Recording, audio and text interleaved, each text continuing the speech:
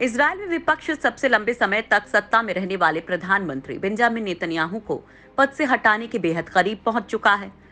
Israel के राष्ट्रपति Raven Rivlin ने इसकी जानकारी खुद देते हुए कहा कि विपक्षी पार्टियों में इसको लेकर समझौता हो गया है और वो नई सरकार के गठन के लिए भी लगभग तैयार हैं। ये सब कुछ बुधवार को विपक्ष की समय सीमा खत्म होने से करीब आधा घंटे पहले हुआ है। विपक्षी नेताओं के बीच सरकार बनाने को लेकर जो समझौता हुआ है उसके मुताबिक पहले बेनेट प्रधानमंत्री पद संभालेंगे, फिर इसके बाद इस जिम्मेदारी को लैपिड संभालेंगे। 57 साल के लैपिड पूर्व में टीवी कार्यक्रमों से जुड़े रहे हैं। इसके अलावा वो देश के वित्त मंत्री की भी जिम्मेदारी संभाल चुके हैं। नफ्ताली बेनेट दक्षिणपंथी विचारधारा के नेता माने जाते हैं। अगर आने वाले सप्ताह में संसद में विपक्षी दल बहुमत साबित कर पाता है तो फिर बेनेट के हाथों में कमान होगी। 49 साल के अरबपति बेनेट पहले भी इजरायल की कैबिनेट का हिस्सा रह चुके हैं। बेनेट अगर इजरायल के पीएम बनते हैं तो आने वाले दिनों में विदेश नीति में बहुत ज्यादा अंतर दिखना मुश्किल है। इसकी वजह यह है कि वो भी नेतन्याहू की तरह ही दक्षिणपंथी विचारधारा के नेता हैं। इजरायल की कट्टर धार्मिक यामीना पार्टी के वो मुखिया हैं। 1967 की जंग में इजरायल की ओर से कब्जाए गए वेस्ट बैंक इलाके के विलय के वो पक्षधर रहे हैं। यहां तक कि उनके सुझाव पर ही नेतन्याहू ने इस प्रक्रिया की शुरुआत की थी। इसके अलावा ईरान को लेकर भी बेनेट अपने कड़े रुख के लिए जाने जाते हैं। नए बनी गठबंधन में विचारधारा के स्तर पर तमाम मतभेद हैं। इसके बाद भी सभी दलों ने विवादित मुद्दों को छोड़कर कॉमन इश्यूज पर फोकस करने का फैसला लिया है।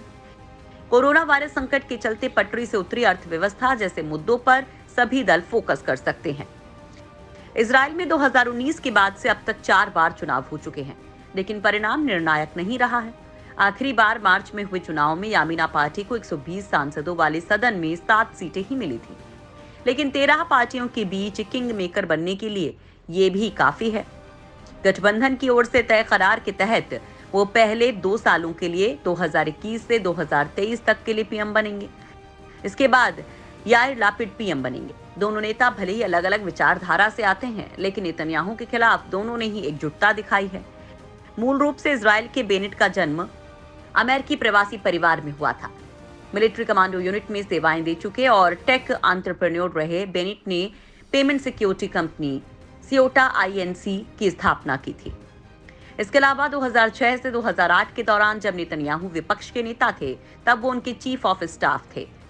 2012 में उन्होंने राजनीति में एंट्री की थी और यहूदी राष्ट्रवादी पार्टी के मुखिया के तौर पर वो कैबिनेट का हिस्सा भी बने थे। डिफेंस, शिक्षा और धार्मिक मंत्रालय समेत कई अहम विभागों को वो संभाल चुके हैं। गे राइट्स जैसे कई मामलों पर उनकी राय काफी उदार है, लेकिन ईरान और फलस्तीन जैसे मुद्दों पर वो नेतन्याहू से भी काफी मुखर हैं। वो कहते रहे हैं कि फलस्तीनी अथॉरिटी दुनिया का सबसे बड़ा आतंकी संगठन है। इसके अलावा ईरान के भी वो कटु आलोचक रहे हैं। इजरायल के इतिहास में पहली बार हुआ है कि जो पार्टी इजरायल में 21% अरब अल्पसंख्यकों का प्रतिनिधित्व करती है, वो इसमें आगे रही है।